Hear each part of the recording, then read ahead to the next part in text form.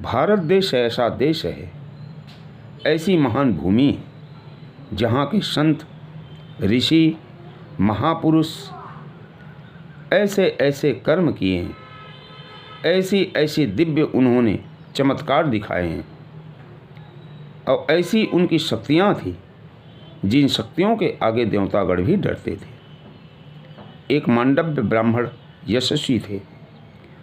अपने आश्रम के बाहर एक वृक्ष के नीचे बैठ करके दोनों हाथ को ऊपर उठा करके कठिन तपस्या करते थे और मौन व्रत उन्होंने धारण कर रखा था। एक दिन राजा के महल से धन को चुरा करके कुछ चोर भागे। राजा के दूतों ने देखा, पकड़ने के लिए पीछा किए। ये चोर गण मांडव्य ऋषि के आश्रम के पास आए तो उन्होंने देखा कि दूत नज़दीक आए, हमें पकड़ लेंगे। तो डर के कारण राजा के महल से जितने भी धन चुराए थे सबको मांडव्य ऋषि के आश्रम में छिपा दिए और स्वयं छिप गए। अब दूत आए, मांडव्य ऋषि से पूछे कि आपने चोरों को देखा है? तो मांडव्य ऋषि तो मौन व्रत धारण किए हुए थे, चुप रहे। आश्रम को ढूंढे तो राजा के महल का धन भी मिला और चोर भी मिल गए।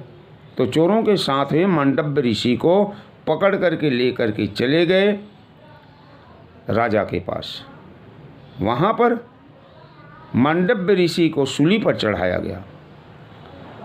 बहुत दिनों तक सूली पर चढ़ाने के बाद भी उसकी प्राण नहीं निकली, उसकी मृत्यु नहीं हुई।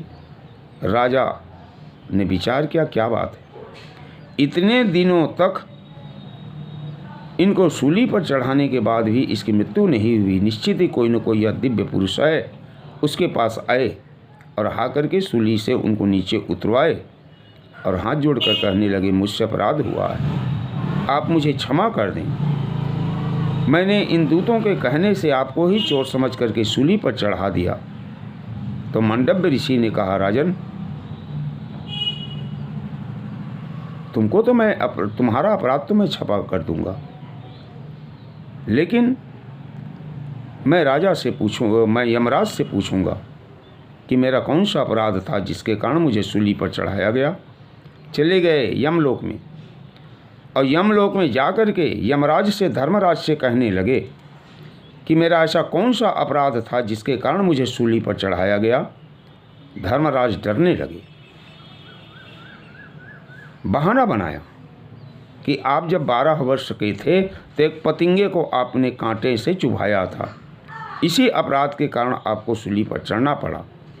मांडव्य ऋषि ने कहा, धर्मराज, एक 12 वर्ष का बालक जिसको धर्म और अधर्म का ज्ञान नहीं रहता, उस अवस्था में मैंने पतिंगे को कांटे से चुभाया, इसी अपराध के कारण मुझको सूली पर चढ़ाया गया।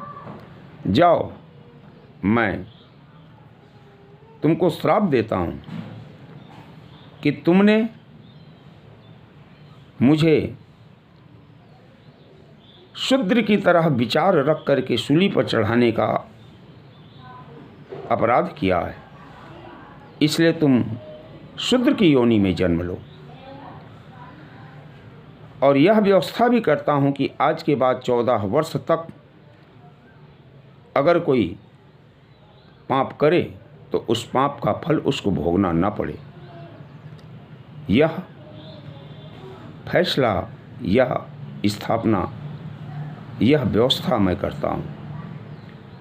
और इसी मांडव्य ऋषि के श्राप के कारण ही धर्मराज यमराज को शूद्र की योनि विदुर के रूप में आना पड़ा, जो धर्मशास्त्र और अर्थशास्त्र के प्रकांड विद्वान माने गए।